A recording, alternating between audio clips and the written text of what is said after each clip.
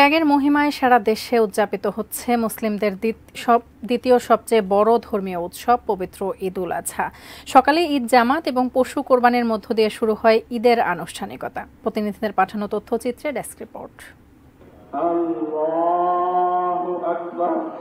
প্রতিবারের মতো এবারও দেশের সবচেয়ে বড় ঈদের জামাত অনুষ্ঠিত হয়েছে কিশোরগঞ্জের ঐতিহাসিক শোলাকিয়া ঈদগাহ ময়দানে। ঐতিহ্য ও রেওয়াজ অনুযায়ী বন্দুকের ফাঁকা গুলি ছোড়ার মধ্য দিয়ে সকাল ৯টায় পবিত্র ঈদুল আজহার ১৯৭তম জামাত অনুষ্ঠিত হয়। এই জামাতে ইমামতি করেন মার্কাজ মসজিদের মাওলানা হিফজুর রহমান খান।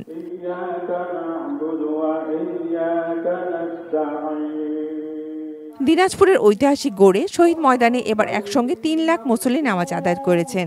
এশিয়ার সর্ববৃহৎ ঈদগাহ বলে দাবি আয়োজকদের। দূর দূরান্ত থেকে মানুষের আসা যাওয়ার জন্য ছিল 2টি বিশেষ ট্রেনের ব্যবস্থাও। গড়ে শহীদ ঈদগাহ ময়দানে নামাজ পড়তে এসেছি। এখানে আজকে লাখ লাখ মুসল্লি হয়েছে। অনেক শুনেছি যে বড় জামাতের সঙ্গে যদি আমরা হাত তুলে দোয়া করি বা নামাজ পড়ি, আল্লাহ কারো না কারো দোয়া কবুল করেন। চট্টগ্রামের জামিয়াতুল ফালাহ ময়দানে 2 দফা ঈদুল আজহার বিশেষ জামাত অনুষ্ঠিত হয়েছে। নামাজে অংশ নেন শিক্ষামন্ত্রী ব্যারিস্টার মহিবুল হাসান চৌধুরী নওফেল সহ বিভিন্ন শ্রেণী পেশার মানুষ।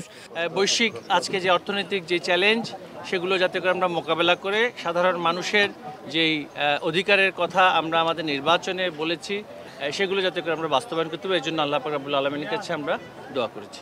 সকাল 8টায় খুলনা সার্কিট হাউস ময়দানে অনুষ্ঠিত হয়েছে ঈদের প্রথম ও প্রধান জামাত। সিলেটে বৃষ্টি উপেক্ষা করে ঈদ জামাতে অংশ নেন মুসল্লিরা। ঝিনাইদহ শহরের উজির আলী কেন্দ্রীয় ঈদগায় ঈদের প্রধান জামাত অনুষ্ঠিত হয়েছে। নামাজ শেষে দেশ ও জাতির কল্যাণ কামনা করে দোয়া ও মোনাজাত করেন মুসল্লিরা।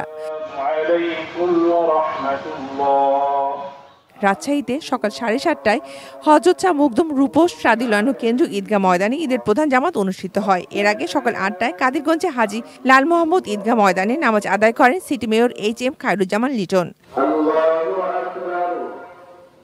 এছাড়া রংপুর, ব্রাহ্মণবাড়িয়া, রাজবাড়ী, মানিকগঞ্জ, নাটোর, রাঙ্গামাটি এবং ময়মনসিংহ সহ সারা দেশে শান্তিপূর্ণ ঈদের জামাত অনুষ্ঠিত হয়েছে।